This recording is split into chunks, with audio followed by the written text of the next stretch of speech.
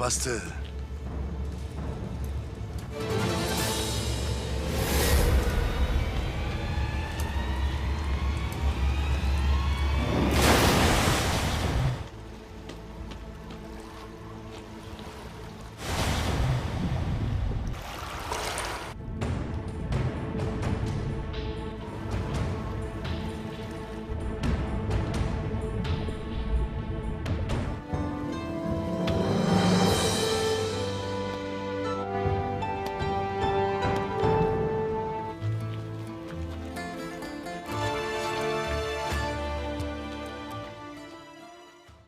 अस्सलाम वालेकुम नाज़रीन। इस एपिसोड के शुरू में एलबिल खातून गार से निकलकर आगे बढ़ रही थी और पीछे अपने निशान छोड़ रही थी। थोड़ी देर बाद बेबौलत भी बाहर आ जाता है और एलबिल खातून का निशान देख लेता है और फिर खड़ा होकर कहता है, हम इन निशानों के पीछे जाएंगे। ये कहकर वो चल पड़ता है। इसी दौरान एलबिल खातून मुसलसल आगे बढ़ रही थी, जबकि बेबौलत और उसके सिपाही उसके पीछे आ रहे थे।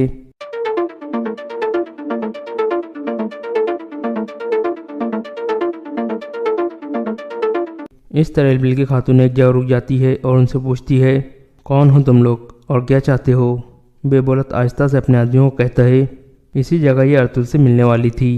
अर्तुल के आने से पहले ही इसे काबू कर लो, लेकिन इसे कोई नुकसान नहीं पहुंचाना। ये सुनकर वो दोनों आगे बढ़ने लगते हैं।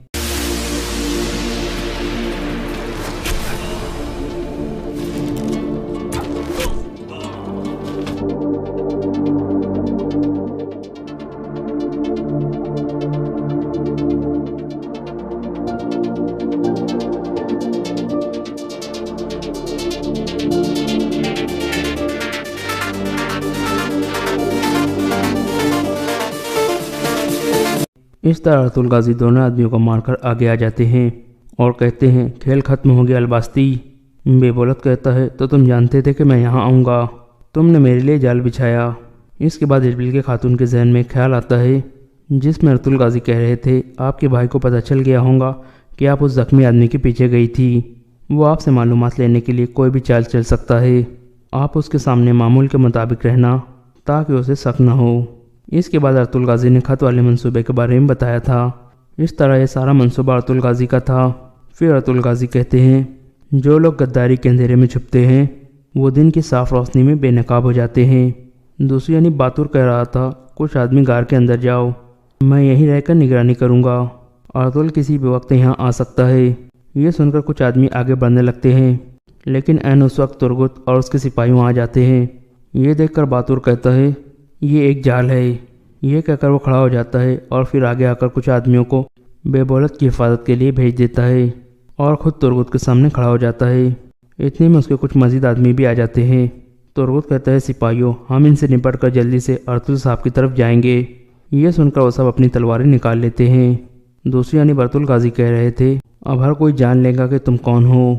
अभी तक हमने तुम्हें बेबौलत के तौर पर देखा है, अब लोगों को पता चलेगा कि तुम अलबास्ती थे। ये सुनकर बेबौलत अपना नकाब हटा देता है।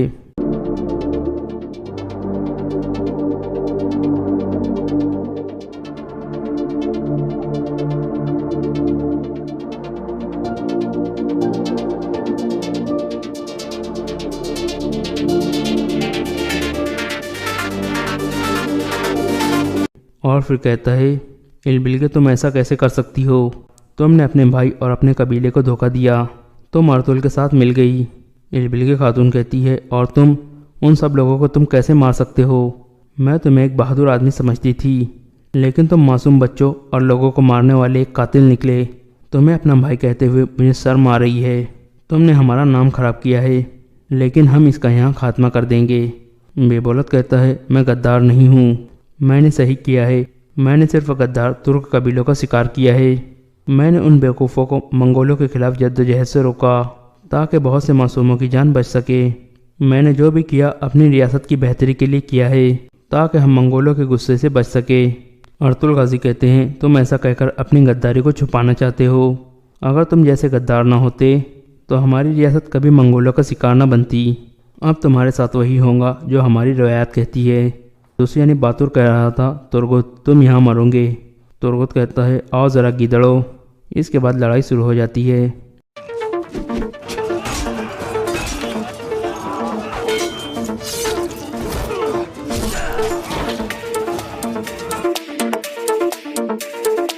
दूसरी यानी बेबोलत कह रहा था तो तुम लोग पूरा मंसूबा बना कर आए हो। तुम दोनों यहाँ मरोगे। मेरा चेहरा आखिरी चीज़ होगी जो तुमने देखा है। अर्तुल गाजी कहते हैं तुम उन मासूम बच्चों और उनकी माओ के खून में डूब जाओगे। मैं इस बात को यकीनी बनाऊंगा कि तुम शर्म के साथ मरो। तुम्हें सौगत में कब्र भी नसीब नहीं होगी। इतने में बेबोलत के कुछ आदमी भी वहाँ पहुँच जाते हैं।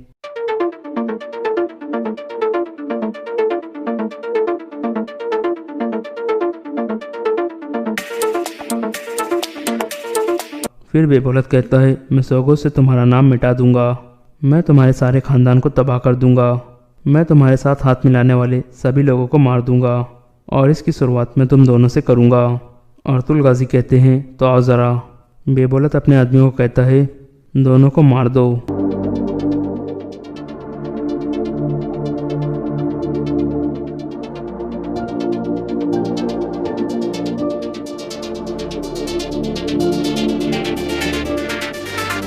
दूसरी यानी लड़ाई जारी थी।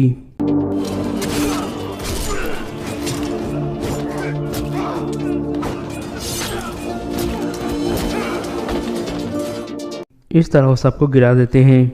फिर तुर्गुत बातुर को कहता है तुम मुझे बहुत अच्छी तरह से जानते हो। देखते हैं क्या मैं भी तुम्हें जानता हूँ। ये कहकर तुर्गुत उसका नकाब उतारने लगता है तो वो तुम थे। फिर बातुर कहता है अलबास्ती तुम सबको मार देगा। तुर्गुत कहता है अगली बारी अलबास्ती की होगी लेकिन पहले तुम्हें सज़ा मिलेगी।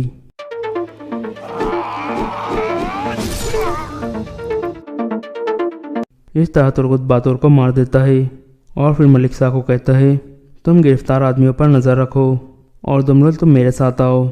हम अर्तुल साहब की तरफ जा रहे हैं। दूसरी यानी लड़ाई शुरू हो चुकी थी।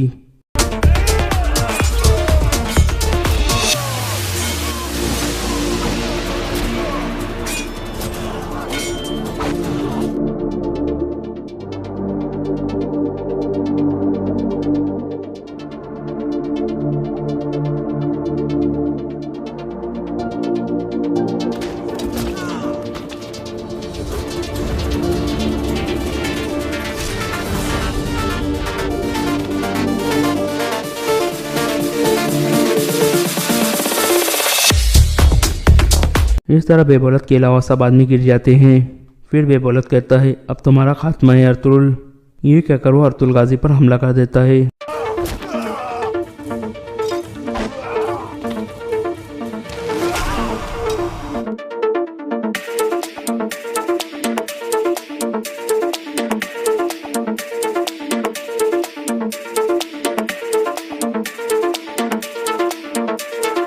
भाई इस तरह गुंदोगदो की एंट्री हो जाती है। फिर वो बुलंद आवाज़ में कहता है एक दफ़ा आपने कहा था कि शिकार मेरा और जिरगा आपका है भाई। अब हम दोनों शिकार करेंगे। अर्तुल गाजी हाँ में सर हिलाते हैं। फिर गुंदोगदो अपनी तलवार निकालकर आगे बढ़ने लगता है। पास आकर गुंदोगदो कहता है आर्तुक साहब ने मुझे हर चीज़ बता दी है। इस कुत्ते ने जाल बिछाकर मेरे बेटे को मार दिया था। इसने मंगोलों के साथ हाथ मिलाकर हमारे कबीलों पर हमले किए। तुमने मेरे बेटे को शहीद किया है अलबास्ती। मैं खुद तुम्हारे टुकड़े टुकड़े करूँगा। बेबोलत कहता है मरने से पहले तुम्हारे बेटे ने भी यही कहा था। तुम्हारा अंजाम भी वैसा ही होगा। हमला करो।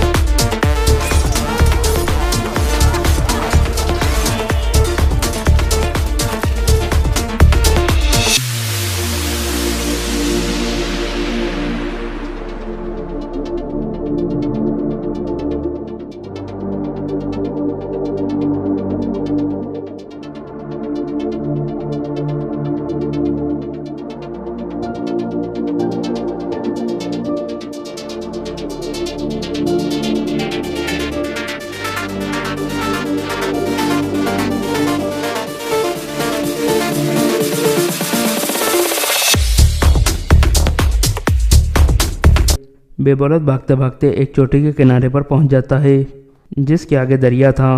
इस तरह वो रुक जाता है। इतने में अर्तुल गाजी, गुंदोगदो और इलबिल के खातून भी वहाँ पहुँच जाते हैं। अर्तुल गाजी कहते हैं अब भागने के लिए तुम्हारे पास कोई रास्ता नहीं है अलबास्ती। इलबिल के खातून कहती है تم نے ہمارا بہت نام خراب کر لیا، آپ خود کو ہمارے حوالے کر دو۔ بے بولت کہتا ہے یہ اتنا آسان نہیں ہے ارطغرل، اتنے میں ترگت وغیرہ بھی وہاں آ جاتے ہیں۔ پھر ارطغرل غازی کہتے ہیں میں تم جیسے غدار کو اتنی آسانی سے نہیں مرنے دوں گا، میں پہلے تمہیں سب کے لیے عبرت کا نشان بناؤں گا، اس لیے میں تمہیں یہاں سے زندہ لے کر جاؤں گا۔ بے بولت کہتا ہے میں خود کو تمہیں استعمال نہیں کرنے دوں گا ارطغرل۔ ایربل خاتون اسے دوبارہ روکنے کی کوشش کرتی ہے، لیکن بے بولت نہیں مانتا اور دریا میں چھلانگ لگا دیتا ہے۔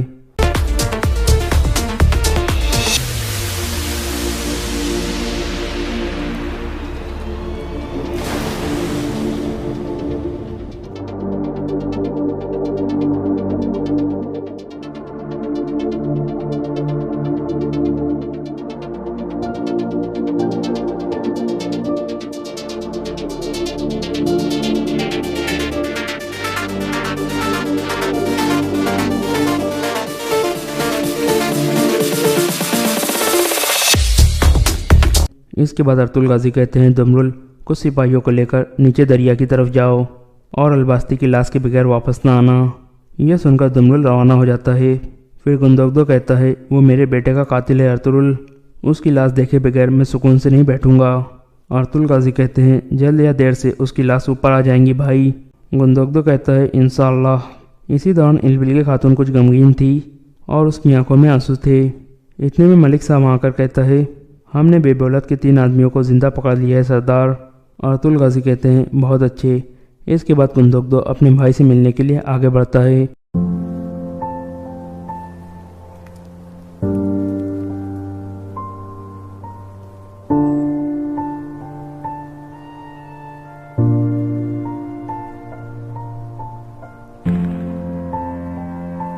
پھر ارطغرل غازی پوچھتے ہیں کیا قبیلے میں کسی کو پتہ ہے کہ آپ یہاں آئے ہیں؟ گندوگدو کہتا ہے نہیں، میں پہلے سوگوت گیا تھا اور ارطغرل صاحب کو کہا تھا کہ کسی کو بھی مت بتانا۔ ارطغرل غازی کہتے ہیں تو پھر پہلے قبیلے کی طرف چلتے ہیں بھائی، میں نے ایربل خاتون کے قبیلے میں کچھ کام ختم کرنے ہیں۔ اس قبیلے کے سپاہیوں کو بھی پتہ چلنا چاہیے کہ ان کا سردار کتنا بڑا غدار تھا۔ پھر ایربل خاتون کہتی ہے گندوگدو صاحب سلیمان کی موت کے لیے میرا افسوس قبول فرمائے، ہم میں سے کوئی بھی نہیں دیکھ سکا کہ میرا بھائی کتنا بڑا غدار تھا، ہمیں معاف کر دیں۔ گندوگدو کہتا ہے اگر ارطغرل صاحب آپ کی اچھائی کو پہچانتے ہیں تو مجھے کوئی اعتراض نہیں ہے خاتون۔ یہ کہہ کر گندوگدو چل پڑتا ہے۔ اس کے بعد ارطغرل غازی کہتے ہیں ایربل خاتون آپ ایک مشکل امتحان سے گزری ہے لیکن آپ کامیاب ہو گئی ہے۔ میں جانتا ہوں کہ آپ نے جو کیا ہے وہ آسان نہیں تھا، آپ یہ جان لیں کہ آپ نے ایسا کر کے بہت سے معصوموں کی جان بچائی ہے۔ ایربل خاتون کہتی ہے ارطغرل صاحب اگر آپ نہ ہوتے تو میں کبھی بھی حقیقت کو دیکھ نہ پاتی، آپ کی وجہ سے میری آنکھوں کا پردہ اتر گیا ہے، یہ میرا سب سے بڑا انعام ہے۔ پھر ارطغرل غازی کہتے ہیں سپاہیوں پکڑے جانے والے سپاہیوں کو لے کر عمر قبیلے کی طرف چلے جاؤ۔ یہ سن کر وہ روانہ ہو جاتے ہیں۔ پھر ارطغرل غازی اور ایربل خاتون بھی چل پڑتے ہیں۔ دوسری جانب کائی قبیلے میں سلجان خاتون اپنے بیٹے سلیمان کو یاد کر کے رو رہی تھی۔ اسی دوران عمر قبیلے میں سرما بہت پریشان تھی اور کہہ رہی تھی ایسا لگ رہا ہے جیسے دنیا رک گئی ہو، بھائی کی طرف سے کوئی خبر نہیں آئی، کہاں ہے وہ؟ اتنے میں قبیلے کا ڈھول بجتا ہے، سرما باہر آ جاتی ہے۔ ارطغرل غازی ایربل خاتون اور ان کے سپاہی قبیلے میں پہنچ گئے تھے اور بے بولت کے 3 آدمیوں کو بھی گرفتار کر کے لا رہے تھے۔ عمر قبیلے کے لوگ شور کر رہے تھے اور حیران تھے۔ پھر ارطغرل غازی انہیں خاموش کراتے ہیں اور یہ ایپیسوڈ یہاں ختم ہو جاتا ہے۔ اسٹوری آف سلطان صلاح الدین ایوبی رحمۃ اللہ تعالی علیہ پارٹ 5۔ صلاح الدین ایوبی نے پیغام لے جانے والے دونوں سواروں کو تہہ خانے کی قید میں ڈال دیا اور اسی وقت اپنی نئی فوج کا دستہ بھیج کر ناجی اور اس کے 3 نائبین کو ان کے مکانوں میں نظر بند کر کے پہرا لگا دیا۔ ناجی کے حرم کی تمام عورتیں آزاد کر دی گئیں، اس کے ذاتی خزانے کو سرکاری خزانے میں ڈال دیا گیا اور ساری کارروائی خفیہ رکھی گئی۔ صلاح الدین ایوبی نے علی بن سفیان کی مدد سے ناجی کے اس خط میں جو پکڑ لیا گیا تھا حملے کی تاریخ کو مٹا کر اگلی تاریخ لکھ دی۔ 2 ذہین آدمیوں کو یہ پیغام دے کر صاحب فرینکی کی طرف روانہ کر دیا گیا۔ ان آدمیوں کو یہ ظاہر کرنا تھا کہ وہ ناجی کے پیغمبر ہے۔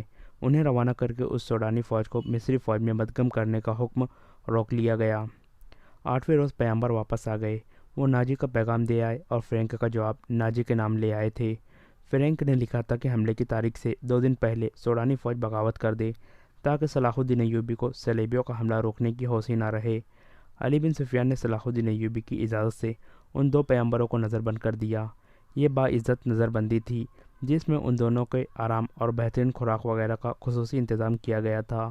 یہ ایک احتیاطی تدابیر تھی تاکہ راس فاس نہ ہو جائے۔ صلاح الدین ایوبی نے بحر روم کے ساحل پر ان مقامات پر اپنی فوج کو چھپا دیا جہاں صلیبیوں کی بحریہ کو لنگر انداز ہونا اور فوجیں اتارنی تھی۔ اس نے ان مقامات سے دور اپنی بحریہ بھی چھپا دی تھی۔ حملے میں ابھی کچھ دن باقی تھے۔ ایک مورخ سراج الدین نے لکھا ہے کہ سوڈانی فوج نے صلیبیوں کے حملے سے پہلے ہی بغاوت کر دی، جو صلاح الدین ایوبی نے طاقت سے نہیں بلکہ ڈپلومیسی اور حسن سلوک سے دبا لی۔ بغاوت کی ناکامی کی ایک وجہ یہ بھی تھی کہ باغیوں کو اپنا سالار ناجی کہیں نظر نہ آیا اور اس کا کوئی بھی نائب بھی سامنے نہ آیا۔ وہ سب قید میں تھے، مگر ایک مورخ ہیتاچی لکھتا ہے کہ سوڈانی فوج نے حملے کے بہت بعد بغاوت کی تھی۔ تاہم یہ دونوں مورخ باقی واقعات پر متفق نظر آتے ہیں۔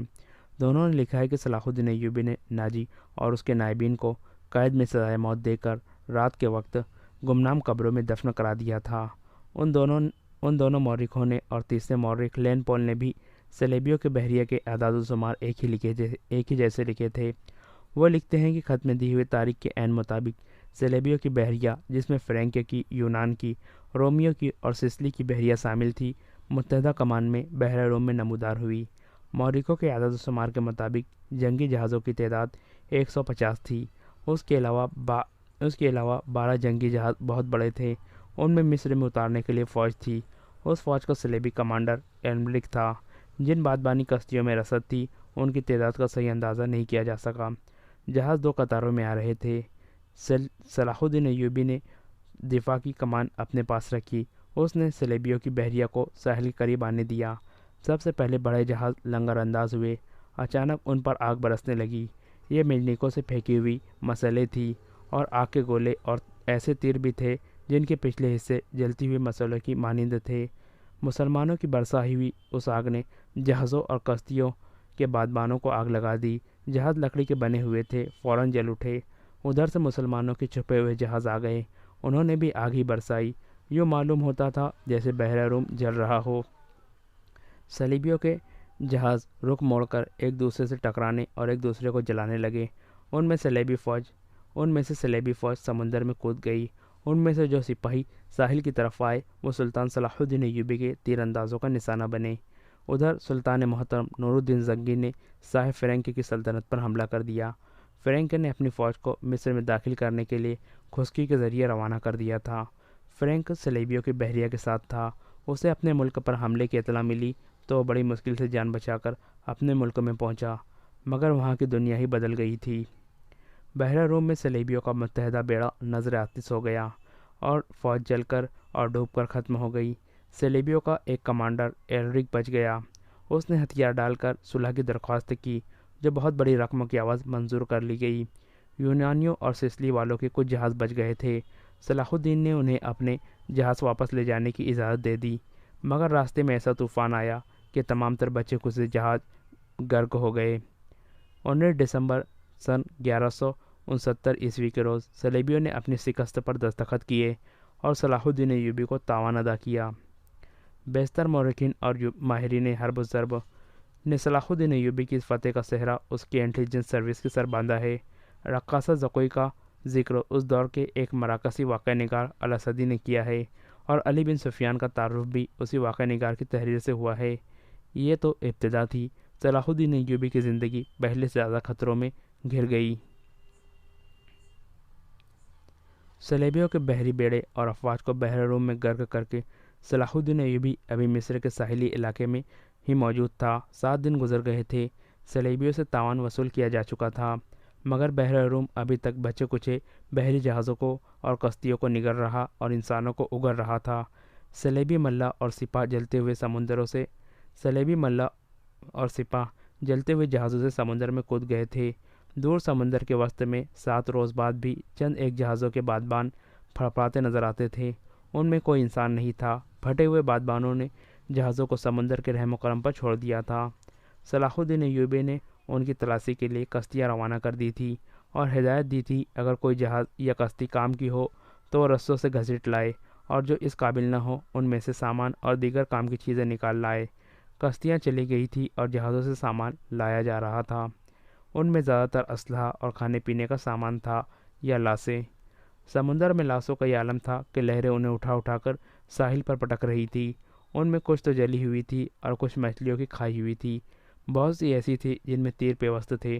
صلاح الدین ایوبی نے صلیبیوں کے تیروں، نیزوں، تلواروں اور دیگر اسلحہ کا معائنہ بڑی غور سے کیا تھا۔ انہیں اپنے اسلحہ کے ساتھ رکھ کر مضبوطی اور مار کا مقابلہ کیا تھا۔ زندہ لوگ بھی تختوں اور ٹوٹی ہوئی کشتیوں پر تیرتے ابھی تک سمندر سے باہر آ رہے تھے۔ ان میں بھوکے پیاسے تھے اور ہارے ہوئے لوگوں کو لہریں جہاں کہیں ساحل پر لا پھینکتی تھی وہ وہیں نڈال ہو کر گر پڑتے اور مسلمان انہیں پکڑ لاتے تھے۔ ساحل کی میلوں لمبائی میں یہی عالم تھا۔ صلاح الدین ایوبی نے اپنی سپاہ کو سمندر کے سارے ساحل پر پھیلا دیا تھا اور انتظام کیا تھا کہ جہاں کوئی بھی قیدی سمندر سے نکلے اسے وہیں خشک کپڑے اور خوراک دی جائے اور جو زخمی ہو ان کی مرہم پٹی بھی وہیں کی جائے۔ اس اہتمام کے بعد قیدیوں کو ایک جگہ جمع کیا جا رہا تھا۔ صلاح الدین ایوبی گھوڑے پر سوار ساحلی علاقے میں گھوم پھر رہا تھا۔ وہ اپنے خیمے سے کوئی 2 میل دور نکل گیا تھا۔ آگے چٹانی علاقہ آ گیا تھا۔ چٹانوں کی ایک سمت سمندر اور عقب میں صحرا تھا۔ یہ سرسبز صحرا تھا جہاں کھجور کے علاوہ دوسری اقسام کے صحرائی درخت اور جھاڑیاں تھیں۔ سلطان ایوبی گھوڑے سے اترا اور پیدل چٹانوں کے دامن میں چل پڑا۔ محافظ دستے کے 4 سوار اس کے ساتھ تھے۔ اس نے اپنا گھوڑا محافظوں کے حوالے کیا اور انہیں وہیں ٹھہرنے کو کہا۔ اس کے ساتھ 3 سالار تھے۔ ان میں اس کا رفیق خاص بہاؤالدین صداد بھی تھا۔ وہ اس مارکے سے ایک ہی روز پہلے عرب سے اس کے پاس آیا تھا۔ انہوں نے بھی گھوڑے محافظوں کے حوالے کیے اور سلطان کے ساتھ ساتھ چلنے لگے۔ موسم سرد تھا، سمندر میں تلاطم نہیں تھا، لہریں آتی تھی اور چٹانوں سے دور ہی واپس چلی جاتی تھی۔ ایوبی ٹہلتے ٹہلتے بہت دور نکل گیا اور محافظ دستے کی نظروں سے اوجھل ہو گیا۔ اس کے آگے پیچھے اور دائیں بائیں طرف اونچی نیچی چٹانیں اور دائیں طرف ساحل کی ریت تھی۔ وہ ایک چٹان پر کھڑا ہو گیا جس کی بلندی 2-2.5 گز تھی۔ اس نے بحر روم کی طرف دیکھا۔ یوں معلوم ہوتا تھا جیسے سمندر کی نیلاہٹ سلطان ایوبی کی آنکھوں میں اتر آئی ہو۔ اس کے چہرے پر فتح و نصرت کی مسرت تھی اور اس کی گردن کچھ زیادہ ہی تن گئی تھی۔ اس نے ناک سکیڑ کر کپڑا ناک پر رکھ لیا اور بولا، کس قدر تعفن ہے۔ اس کی اور سالاروں کی نظریں ساحل پر گھومنے لگی۔ پھڑپڑانے کی آوازیں سنائی دی، پھر ہلکی ہلکی چیخیں اور سیٹیاں سی سنائی دی۔ اوپر سے 3-4 گدھ پر پھیلائے اترتے دکھائی دیے اور چٹان کی اوٹ میں جدھر ساحل تھا اتر گئے۔ ایوبی نے کہا، لاشیں ہیں۔ ادھر گیا تو 15-20 گز دور 2 گدھ 3 لاشوں کو کھا رہے تھے۔ ایک گدھ ایک انسانی کھوپڑی پنجوں میں دبوچ کر اڑا اور جب فضا میں چکر کاٹا تو کھوپڑی اس کے پنجوں سے چھوٹ گئی اور صلاح الدین ایوبی کے سامنے آن گری۔ کھوپڑی کی آنکھیں کھلی ہوئی تھی جیسے صلاح الدین ایوبی کو دیکھ رہی ہو۔ چہرے اور بالوں سے صاف پتہ چلتا تھا کہ کسی سلیبی کی کھوپڑی ہے۔ ایوبی کچھ دیر کھوپڑی کو دیکھتا رہا، پھر اس نے اپنے سالاروں کی طرف دیکھا اور کہا، ان لوگوں کی کھوپڑیاں مسلمانوں کی کھوپڑیوں سے بہتر ہے۔ یہ ان کھوپڑیوں کا کمال ہے کہ ہماری خلافت عورت اور شراب کی نظر ہوتی جا رہی ہے۔ سلیبی چوہوں کی طرح سلطنت اسلامیہ کو ہڑپ کرتے چلے جا رہے ہیں، ایک سالار نے کہا، اور ہمارے بادشاہ انہیں جزیہ دے رہے ہیں۔ صداد نے کہا، فلسطین پر سلیبی قابض ہے۔ سلطان، کیا ہم امید رکھ سکتے ہیں کہ ہم فلسطین سے انہیں نکال سکیں گے؟ خدا کی ذات سے مایوس نہ ہو صداد، صلاح الدین ایوبی نے کہا۔ تم ٹھیک کہتے ہو، سلطان ایوبی نے کہا، حملہ جو باہر سے ہوتا ہے اسے ہم روک سکتے ہیں۔ کیا تم میں سے کوئی سوچ بھی سکتا ہے کہ کفار کے اتنے بڑے بحری بیڑے کو تم اتنی تھوڑی طاقت سے نظر آتش کر کے ڈبو سکو گے؟ تم نے شاید اندازہ نہیں کیا کہ اس بیڑے میں جو لشکر آ رہا تھا وہ سارے مصر پر مکھیوں کی طرح چھا جاتا۔ اللہ نے ہمیں ہمت دی اور ہم نے کھلے میدان میں نہیں بلکہ صرف گھات لگا کر اس لشکر کو سمندر کی تہہ میں گم کر دیا۔ مگر میرے دوستو، حملہ جو اندر سے ہوتا ہے اسے تم اتنی آسانی سے نہیں روک سکتے۔ جب تمہارا اپنا بھائی تم پر وار کرے گا تو تم پہلے یہ سوچو گے کہ کیا تم پر واقعی تمہارے بھائی نے وار کیا ہے۔ تمہارے بازو میں اس کے خلاف تلوار اٹھانے کی طاقت نہیں ہوگی۔ اگر تلوار اٹھاؤ گے اور اپنے بھائی سے تیگ آزمائی کرو گے تو دشمن موقع غنیمت جان کر دونوں کو ختم کر دے گا۔ وہ آہستہ آہستہ ساحل پر چٹان کے ساتھ جا رہا تھا۔ چلتے چلتے رک گیا، جھک کر ریت سے کچھ اٹھایا اور ہتھیلی پر رکھ کر سب کو دکھایا۔ یہ ہتھیلی جتنی بڑی سلیب تھی جو سیاہ لکڑی کی بنی ہوئی تھی۔ اس کے ساتھ ایک مضبوط دھاگا تھا۔ اس نے ان لاشوں کے بکھرے ہوئے اعضاء کو دیکھا جنہیں گدھ کھا رہے تھے، پھر کھوپڑی کو دیکھا جو گدھ کے پنجوں سے اس کے سامنے گری تھی۔ وہ تیز تیز قدم اٹھاتا کھوپڑی تک گیا، 3 गिद्ध खोपड़ी की ملکیت پر لڑ رہے تھے۔ صلاح الدین ایوبی کو دیکھ کر پرے چلے گئے۔ صلاح الدین ایوبی نے سلیب کھوپڑی پر رکھ دی اور دوڑ کر اپنے سالاروں سے جا ملا۔ کہنے لگا، میں نے سلیبیوں کے ایک قیدی افسر سے باتیں کی تھی، اس کے گلے میں بھی سلیب تھی۔ اس نے بتایا کہ سلیبی لشکر میں جو بھی بھرتی ہوتا ہے اس سلیب پر ہاتھ رکھ کر حلف لیا جاتا ہے کہ وہ سلیب کے نام پر جان کی بازی لگا کر لڑیں گا اور وہ روئے زمین سے آخری مسلمان کو بھی ختم کر کے دم لیں گا۔ اس حلف کے بعد ہر لشکر کے گلے میں ایک سلیب لٹکا دی جاتی ہے۔ یہ سلیب مجھے ریس سے ملی ہے، معلوم نہیں کس کی تھی۔ میں نے اسے کھوپڑی پر رکھ دی تاکہ اس کی روح بغیر سلیب کے نہ رہے۔ اس نے سلیب کی خاطر جان دی ہے۔ سپاہی کو سپاہی کی حلف کا احترام کرنا چاہیے۔ سلطان سداد نے کہا، یہ تو آپ کو معلوم ہے کہ سلیبی یروشلم کے مسلمان باشندوں کا کتنا کچھ احترام کر رہے ہیں۔ وہاں سے مسلمان بیوی بچوں کو ساتھ لے کر بھاگ رہے ہیں۔ ہماری بیٹیوں کی آبرو لوٹی جا رہی ہے۔ ہمارے قیدیوں کو انہوں نے ابھی تک نہیں چھوڑا۔ مسلمان جانوروں کی سی زندگی بسر کر رہے ہیں۔ کیا ہم ان عیسائیوں سے انتقام نہیں لیں گے؟ انتقام نہیں، صلاح الدین ایوبی نے کہا، ہم فلسطین لے لیں گے، مگر فلسطین کے راستے میں ہمارے اپنے حکمران حائل ہے۔ وہ چلتے چلتے رک گیا اور بولا، کفار نے سلیب پر ہاتھ رکھ کر سلطنت اسلامیہ کے خاتمے کا حلف اٹھایا ہے۔ میں نے اپنے اللہ کے حضور کھڑے ہو کر اور ہاتھ اپنے سینے پر رکھ کر قسم کھائی ہے کہ فلسطین ضرور لوں گا اور سلطنت اسلامیہ کی سرحدیں افق تک لے جاؤں گا۔ مگر میرے رفیقوں، مجھے اپنی تاریخ کا مستقبل کچھ نظر نہیں آتا، کچھ روشن نظر نہیں آتا۔ ایک وقت تھا کہ عیسائی بادشاہ تھے اور ہم جنگجو۔ اب ہمارے بزرگ بادشاہ بنتے جا رہے ہیں اور عیسائی جنگجو۔ دونوں قوموں کا رجحان دیکھ کر میں کہہ رہا ہوں کہ ایک وقت آئے گا جب مسلمان بادشاہ بن جائیں گے مگر عیسائی ان پر حکومت کریں گے۔ مسلمان اسی میں بدمست رہیں گے کہ ہم بادشاہ ہیں، آزاد ہے، مگر وہ آزاد نہیں ہوں گے۔ میں فلسطین لے لوں گا، مگر مسلمانوں کا رجحان بتا رہا ہے کہ وہ فلسطین گنوا بیٹھیں گے۔ عیسائیوں کی کھوپڑی بڑی تیز ہے۔ 50,000 سوڈانی لشکر کو کون پال رہا تھا؟ ہماری خلافت اپنے ہی آستین میں ناجی نام کا سانپ پالتی رہی۔ میں پہلا امیر مصر ہوں جس نے دیکھا ہے کہ یہ لشکر ہمارے لیے نہ صرف بیکار ہے بلکہ خطرناک بھی ہے۔ اگر ناجی کا خط پکڑا نہ جاتا تو آج ہم سب اس لشکر کے ہاتھوں مارے جا چکے ہوتے یا اس کی قید میں ہوتے۔ اچانک ہلکا سا زناٹا سنائی دیا اور ایک تیر صلاح الدین ایوبی کے دونوں پاؤں کے درمیان ریت میں لگا۔ جدھر سے تیر آیا تھا اس طرف سلطان ایوبی کی پیٹھ تھی۔ سالاروں میں سے کوئی بھی ادھر نہیں دیکھ رہا تھا۔ سب نے بتک کر اس طرف دیکھا جدھر سے تیر آیا تھا۔ ادھر نوکیلی چٹانیں تھیں۔ تینوں سالار اور صلاح الدین ایوبی دوڑ کر ایک ایسی چٹان کی اوٹ میں ہو گئے جو دیوار کی طرح عمودی تھی۔ انہیں توقع تھی کہ اور بھی تیر آئیں گے۔ تیروں کے سامنے میدان میں کھڑے رہنا کوئی بہادری نہیں تھی۔ سداد نے منہ میں انگلیاں رکھ کر زور سے سیٹی بجائی۔ محافظ دستہ پابہ رکاب تھا۔ ان کے گھوڑے سرپت دوڑتے سنائی دیے۔ اس کے ساتھ ہی تینوں سالار اس طرف دوڑ پڑے جس طرف سے تیر آیا تھا۔ وہ بکھر کر چٹانوں پر چڑھ گئے۔ چٹانیں زیادہ اونچی نہیں تھیں۔ صلاح الدین ایوبی بھی ان کے پیچھے گیا۔ ایک سالار نے اسے دیکھ لیا اور کہا، سلطان آپ سامنے نہ آئے، مگر سلطان ایوبی نہ رکا۔ محافظ پہنچ گئے۔ صلاح الدین ایوبی نے انہیں کہا، ہمارے گھوڑے یہیں چھوڑ دو اور چٹانوں کے پیچھے جاؤ۔ ادھر سے ایک تیر آیا ہے، جو کوئی نظر آئے اسے پکڑ لاؤ۔ سلطان ایوبی چٹان کے اوپر گیا تو اسے اونچی نیچی چٹانیں دور تک پھیلی ہوئی نظر آئی۔ وہ اپنے سالاروں کو ساتھ لیے پچھلی طرف اتر گیا اور ہر طرف گھوم پھر کر اور چٹانوں پر چڑھ کر دیکھا۔ کسی انسان کا نشان تک نظر نہ آیا۔ محافظ چٹانی علاقے کے اندر اوپر اور ادھر ادھر گھوڑے دوڑا رہے تھے۔ سلطان صلاح الدین ایوبی نیچے اتر کے وہاں گیا جہاں ریت میں تیر گڑا ہوا تھا۔ اس نے اپنے رفیقوں کو بلایا اور تیر پر ہاتھ مارا۔ تیر گر پڑا۔ سلطان ایوبی نے کہا، دور سے آیا ہے اس لیے پاؤں میں لگا ہے، ورنہ گردن یا پیٹھ میں لگتا۔ ریت میں بھی زیادہ نہیں اترا۔ اس نے تیر اٹھا کر دیکھا اور کہا، سلیبیوں کا ہے، حسین کا نہیں۔ سلطان کی جان خطرے میں ہے، ایک سالار نے کہا، اور ہمیشہ خطرے میں رہیں گی۔ صلاح الدین ایوبی نے ہنس کر کہا، میں بحر روم میں کفار کی وہ کشتیاں دیکھنے نکلا تھا جو ملاحوں کے بغیر ڈول رہی ہے، مگر میرے عزیز دوستو، کبھی نہ سمجھنا کہ سلیبیوں کی کشتی ڈول رہی ہے۔ وہ پھر آئیں گے، گھٹاؤ کی طرح گرجتے آئیں گے اور برسیں گے بھی، لیکن وہ زمین کے نیچے سے اور پیٹھ کے پیچھے سے بھی وار کریں گے۔ اب سلیبیوں سے ایسی جنگ لڑنی ہے جو صرف فوجیں نہیں لڑیں گی۔ میں جنگی تربیت میں ایک اضافہ کر رہا ہوں۔ یہ فن حرب و ضرب کا نیا باب ہے، اسے جاسوسوں کی جنگ کہتے ہیں۔ سلطان ایوبی تیر ہاتھ میں لیے گھوڑے پر سوار ہو گیا اور اپنے کیمپ کی طرف چل پڑا۔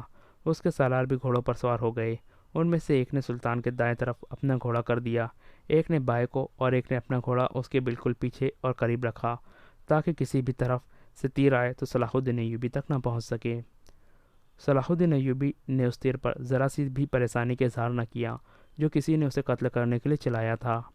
اپنے رفیق سالاروں کو اپنے خیمے میں بٹھائے ہوئے وہ بتا رہا تھا کہ جاسوس اور سب خون مارنے والے دستے کس قدر نقصان کرتے ہیں۔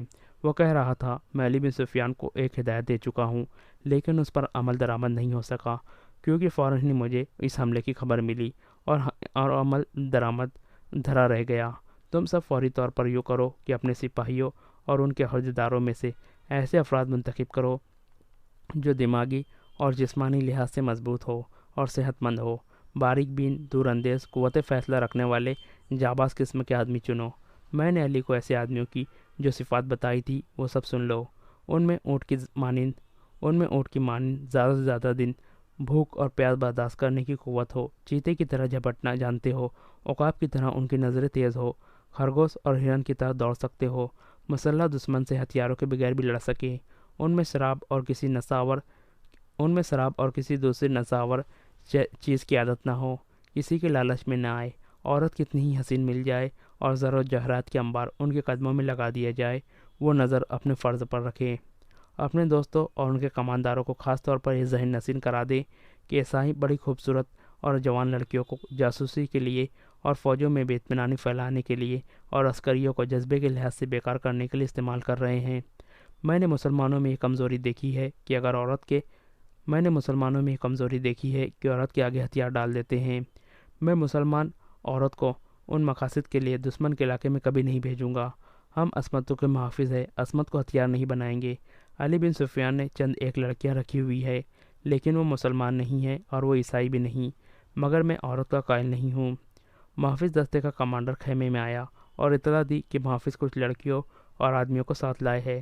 سلطان ایوبی باہر نکلا، اس کے تینوں سالار بھی ساتھ تھے۔ باہر 5 آدمی کھڑے تھے جن کے لمبے چگے، دستارے اور ڈیڑھ ڈول بتا رہی تھی کہ تاجر ہے اور سفر میں ہیں۔ ان کے ساتھ 7 لڑکیاں تھیں، ساتوں جوان تھیں، ایک سے ایک بڑھ کر خوبصورت۔ ان محافظوں میں سے ایک نے جو سلطان ایوبی پر تیر چلانے کی تلاش میں گئے تھے بتایا کہ انہوں نے تمام علاقہ چھان مارا، انہیں کوئی آدمی نظر نہیں آیا۔ دور پیچھے گئے تو یہ لوگ 3 اونٹوں کے ساتھ ڈیرا ڈالے ہوئے تھے، کیا ان کی تلاشی لی ہے؟ ایک سالار نے پوچھا۔ لی ہے، محافظ نے جواب دیا۔ یہ کہتے ہیں کہ یہ تاجر ہیں، ان کا سارا سامان کھلوا کر دیکھا ہے، جامع تلاشی بھی لی ہے، ان کے پاس ان خنجروں کے سوا اور کوئی ہتھیار نہیں ہے۔ اس نے 5 خنجر سلطان ایوبی کے قدموں میں رکھ دیے۔ ہم مراکز کے تاجر ہیں، ایک تاجر نے کہا، سکندریہ تک جائیں گے۔ 2 روز گزرے، ہمارا قیام یہاں سے 10 کوس پیچھے تھا۔ پرسوں شام یہ لڑکیاں ہمارے پاس آئی، ان کے کپڑے بھیگے ہوئے تھے۔ انہوں نے بتایا کہ یہ سسلی کی رہنے والی ہے، انہیں عیسائی فوج کا ایک کمانڈر گھروں سے پکڑ کر ساتھ لے آیا تھا اور ایک بحری جہاز میں سوار کیا۔ ان کے ماں باپ غریب ہے۔ یہ کہتی ہے کہ بے شمار جہاز اور کشتیاں چل پڑی۔ لڑکیوں والے جہاز میں چند اور کماندار قسم کے آدمی تھے اور ان کی فوج بھی تھی۔ وہ سب ان لڑکیوں کے ساتھ شراب پی کر عیش و عشرت کرتے رہے۔ اس ساحل کے قریب آئے تو جہازوں پر آگ کے گولے گرنے لگے، تمام لوگ جہاز سے سمندر میں کودنے لگے۔ ان لڑکیوں کو انہوں نے ایک کشتی میں بٹھا کر جہاز سے سمندر میں اتار دیا۔ یہ بتاتی ہے کہ انہیں کشتی چلانے نہیں آتی تھی۔ کشتی سمندر میں ڈولتی اور بھٹکتی رہی، پھر ایک روز خود اس ساحل سے آ لگی۔ ہمارا قیام ساحل کے ساتھ تھا، یہ ہمارے پاس آ گئی، بڑی ہی بری حالت میں تھی۔ ہم نے انہیں پناہ میں لے لیا، ہم انہیں دھتکار نہیں سکتے تھے۔ ہمیں کچھ سمجھ میں نہیں آ رہی تھی کہ ان کا کیا کرے۔ پچھلے پڑاؤ سے یہاں تک انہیں ساتھ لائے ہیں۔ یہ سوار آ گئے اور ہمارے سامان کی تلاشی لینے لگے۔ ہم نے ان سے تلاشی کی وجہ پوچھی تو انہوں نے بتایا کہ امیر مصر صلاح الدین ایوبی کا حکم ہے۔ ہم نے ان کی منت سماجت کی کہ ہمیں امیر مصر کے حضور لے چلو، ہم عرض کریں گے کہ ان لڑکیوں کو اپنی پناہ میں لے لیں، ہم سفر میں ہیں، انہیں کہاں کہاں لیے پھریں گے۔ لڑکیوں سے پوچھا تو وہ سسلی کی زبان بول رہی تھی، وہ ڈری ڈری سی لگتی تھی۔ ان میں سے 2-3 اکٹھی ہی بولنے لگی۔ صلاح الدین ایوبی نے تاجروں سے پوچھا کہ ان کی زبان کون سمجھتا ہے؟ ایک نے بتایا کہ صرف میں سمجھتا ہوں۔ یہ التجا کر رہی ہے کہ سلطان انہیں پناہ میں لے لے، کہتی ہیں ہم تاجروں کے قافلے کے ساتھ نہیں جائیں گی، کہیں ایسا نہ ہو کہ راستے میں ڈاکو ہمیں پھر اٹھا کر لے جائے۔ ادھر بھی جنگ ہو رہی ہے، ہر طرف عیسائیوں اور مسلمانوں کے سپاہی بھاگتے دوڑتے پھر رہے ہیں۔ ہمیں سپاہیوں سے بہت ڈر آتا ہے۔ ہمیں جب گھروں سے اٹھایا گیا تو ہم سب کنواری تھی، ان فوجیوں نے بحری جہاز میں ہمیں طائفے بنا رکھا۔ ایک لڑکی نے کچھ کہا تو اس کی زبان جاننے والے تاجر نے سلطان ایوبی سے کہا، یہ کہتی ہے کہ ہمیں مسلمانوں کے بادشاہ تک پہنچا دو، ہو سکتا ہے کہ اس کے دل میں رحم آ جائے۔ ایک اور لڑکی بول پڑی، اس کی آواز رندھیائی ہوئی تھی۔ تاجر نے کہا، یہ کہتی ہے کہ ہمیں عیسائی سپاہیوں کے حوالے نہ کیا جائے۔ میں مسلمان ہو جاؤں گی بشرطے کوئی اچھی حیثیت والا مسلمان میرے ساتھ شادی کر لے۔ دو تین لڑکیاں پیچھے کھڑی منہ چھپانے کی کوشش کر رہی تھی، ان کے چہروں پر گھبراہٹ تھی، بات کرتے ہوئے شرماتی یا ڈرتی تھی۔ صلاح الدین ایوبی نے تاجر سے کہا، انہیں کہو کہ عیسائیوں کے پاس نہیں جانا چاہتی، ہم انہیں اسلام قبول کرنے پر مجبور نہیں کر سکتے۔ یہ لڑکی جو کہہ رہی ہے کہ مسلمان ہو جائیں گی بشرطے کوئی مسلمان اس کے ساتھ شادی کر لے، اسے کہو کہ میں اس کی اس پیشکش کو قبول نہیں کر سکتا، کیونکہ یہ خوف اور مجبوری کے عالم میں اسلام قبول کرنا چاہتی ہے۔ انہیں بتاؤ کہ انہیں مجھ پر اعتماد ہے تو میں انہیں اسلام کی بیٹیوں کی طرح پناہ میں لیتا ہوں، اپنے دارالحکومت میں جا کر یہ انتظام کرا دوں گا کہ انہیں عیسائی راہبوں یا کسی پادری کے پاس بھجوا دوں گا۔ پادری یروشلم میں ہوں گے۔ دوسری صورت یہ ہے کہ جب عیسائی قیدیوں کو آزاد کیا جائے گا تو میں کوشش کروں گا کہ ان کی شادیاں قابل اعتماد اور اچھی حیثیت کے قیدیوں کے ساتھ کر دوں۔ انہیں یہ بھی بتا دو کہ کسی مسلمان کو ان سے ملنے کی اجازت نہیں ہوگی، اور نہ انہیں اجازت ہوگی کہ وہ کسی مسلمان سے ملے۔ ان کی ضروریات اور عزت کا خیال رکھا جائے گا۔ تاجر نے لڑکیوں کو ان کی زبان میں سلطان ایوبی کی ساری باتیں بتائی تو ان کے چہرے پر رونق آ گئی، وہ ان شرائط پر رضامند ہو گئی۔ تاجر شکریہ ادا کر کے چلے گئے۔ صلاح الدین ایوبی نے لڑکیوں کے لیے الگ خیمہ لگانے اور خیمے کے باہر ہر وقت ایک سنتری موجود رکھنے کا حکم دیا۔ وہ خیمے کی جگہ بتانے ہی لگا تھا کہ 6 صلیبی قیدی سلطان ایوبی کے سامنے لائے گئے۔ وہ بہت ہی بری حالت میں تھے، ان کے کپڑے بھیگے ہوئے تھے، کپڑوں پر خون بھی تھا، ریت بھی، ان کے چہرے لاشوں کی مانند تھے۔ ان کے متعلق بتایا گیا کہ 1.5 میل دور ساحل پر بے سود پڑے ہوئے تھے، وہ ٹوٹی ہوئی کشتی پر تیر رہے تھے۔ ایک دن کشتی پانی بھر جانے سے ڈوب گئی، یہ سب تیر کر ساحل تک پہنچے۔ کشتی میں 22 آدمی سوار تھے، صرف یہ 6 زندہ بچے ہیں، ان سے چلا نہیں جاتا تھا۔ یہ صلیبی لشکر کے سپاہی تھے، یہ سب دھڑام سے بیٹھ گئے۔ ان میں سے ایک چہرے مہرے سے لگتا تھا کہ معمولی سپاہی نہیں ہے، وہ کرا رہا تھا، اس کے کپڑوں پر خون کا ایک دھبا بھی نہ تھا، مگر زخمیوں سے زیادہ تکلیف میں معلوم ہوتا تھا۔ اس نے 7 لڑکیوں کو غور سے دیکھا اور پھر کرانے لگا۔ یہ صلاح الدین ایوبی کا حکم تھا کہ ہر ایک قیدی اسے دکھایا جائے۔ چونکہ قیدی ابھی تک سمندر سے بچ بچ کر نکل رہے تھے، اس لیے ہر ایک قیدی کو سلطان ایوبی کے سامنے لایا جاتا۔ اس نے ان قیدیوں کو بھی دیکھا، کسی سے کوئی بات نہ کی، البتہ اس قیدی کو جو سب سے زیادہ کرا رہا تھا، جس کے جسم پر کوئی زخم بھی نہ تھا، سلطان نے بڑی غور سے دیکھا اور آہستہ سے اپنے سالاروں سے کہا، علی بن سفیان ابھی تک نہیں آیا؟ ان تمام قیدیوں میں سے جو اب تک ہمارے پاس آ چکے ہیں، بہت کچھ پوچھنا ہے، ان سے معلومات لینی ہے۔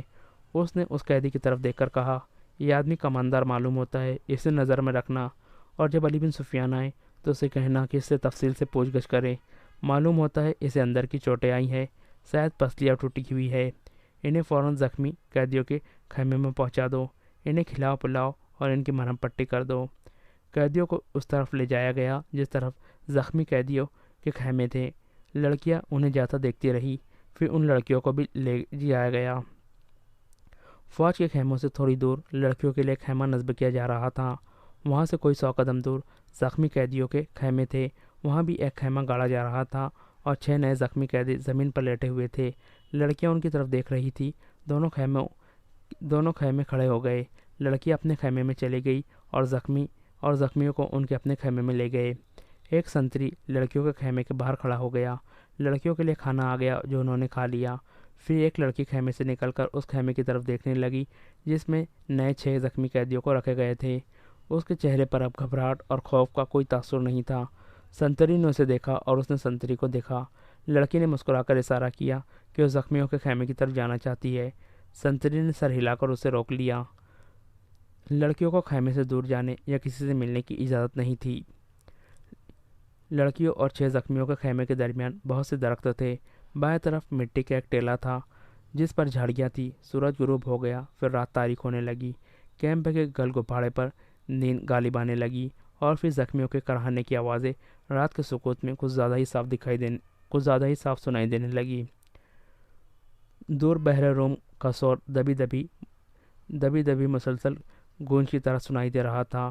صلاح الدین ایوبی کے اس جنگی کیمپ میں جاگنے والوں میں چند ایک سنتری تھے، یا وہ زخمی قیدی جنہیں زخم سونے نہیں دیتے تھے، یا صلاح الدین ایوبی کے خیمے کے اندر دن کا سما تھا۔ وہاں کسی کو نیند نہیں آئی تھی۔ سلطان ایوبی کے 3 سالار اس کے پاس بیٹھے تھے اور باہر محافظ دستہ بیدار تھا۔ سلطان ایوبی نے ایک بار پھر کہا، علی بن سفیان ابھی تک نہیں آیا۔ اس کے لہجے میں تشویش تھی۔ اس نے کہا، اس کا قاصد بھی نہیں آیا۔